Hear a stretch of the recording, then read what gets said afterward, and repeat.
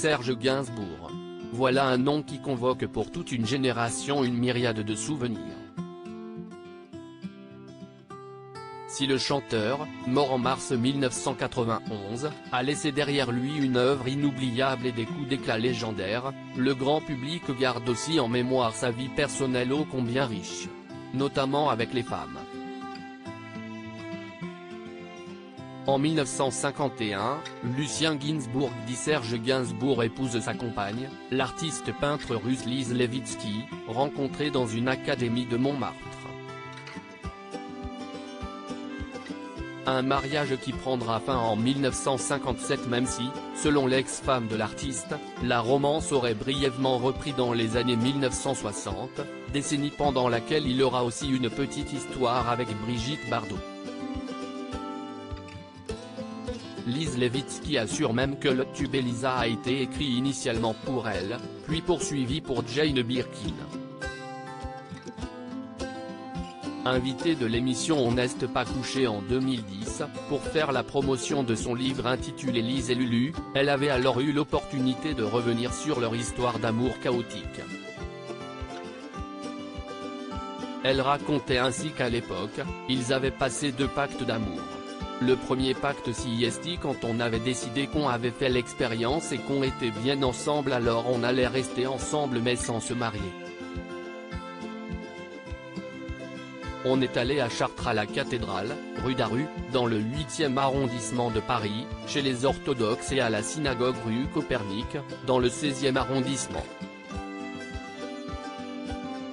Et là on s'est fait des serments, on était très romanesque, disait-elle alors. Puis, après son divorce, l'ex-couple décide de refaire un pacte pour fêter ça. On a acheté du champagne, on est allé à l'hôtel et, à un certain moment, on avait un peu bu et il a cassé la bouteille vide. On s'est tailladé le creux de la main pour mélanger nos sangs. Il y avait du sang partout, c'était dégueulasse, a-t-elle raconté. Il m'oblige à ranger mes pinceaux. Lise Lévitsky ne voulait pas se marier, elle se présentera vêtue de noir le jour venu, mais elle avait cédé à la demande insistante de Serge Gainsbourg.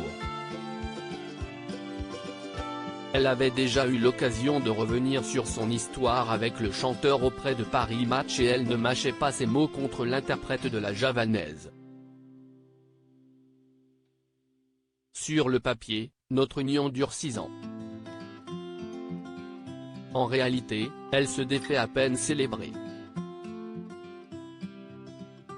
Je gagne ma vie mais, en tant que femme mariée, je suis dorénavant obligée de demander l'autorisation d'ouvrir un compte en banque.